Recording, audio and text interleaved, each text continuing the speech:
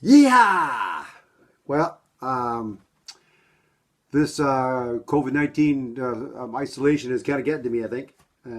But I do have some stuff I want to talk about with you guys.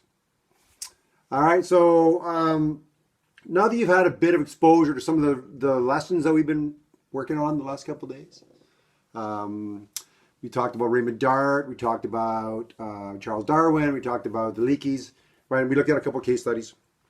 Um, I want to ask you a question, and it's what good do you think this stuff is? Like, okay, so you're learning all the theories and blah blah blah, old from the 1800s, and really, who cares? Like, which is an often the sort of the idea, but the answer to that is one of the most important things in our society.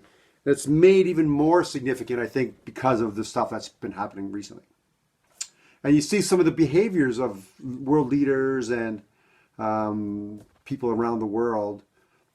So to develop our understanding about the world and about things beyond our own life is a really, it's such an important skill. It's something that, especially I find in North America, we don't really do a good job of.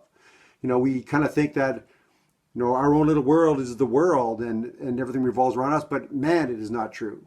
I mean, if I've learned, it's one of the reasons really that I travel the world, and I keep pumping to more and more countries in the world and more cultures and more, like, that's why, is that, you know, when you see how much cool stuff is out there and ways of doing things and other views other than ours, and you realize that really North American culture is kind of like, you know, it's kind of like, I don't know, it's like being a teenager in a way, you know, especially the United States, but it's like being a teenager that, you know, you think you know everything, but really you don't know hardly anything.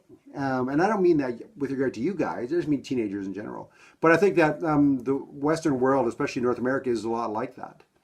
When you look at other cultures, that you realize how much more they actually have stuff together, how much they actually understand. So what we end up having in the Western world, in North America, is a sort of limited view, right? And these limitations allow for individuals, like in government especially, but to sort of take hold, you know. But when you understand so much more about the cultures of the world and the anthropology of the world, the power of these individuals becomes much more limited. Right, the limitations on them. So as an example, you know, like the behavior of Donald Trump, which I hate to, you know, continue to bring that up, but the behavior of Donald Trump is unique to sort of this American experience.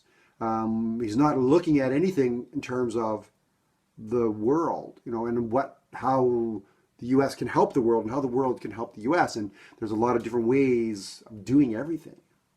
Right? But when you sort of like get stuck in this little thing, this is when we talk about teenagers, right? Is you know, you're sort of developing through those years right now, and you need exposure to new ideas and new events and new things, and that's what reading is about, and that's why we're doing all this stuff.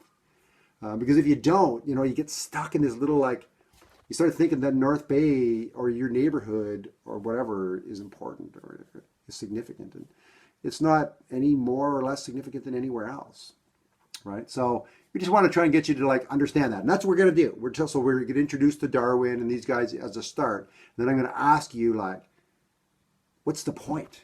Like, what can we do with this stuff? And it's big brain stuff. Like, it's the thing that's actually going to make a difference.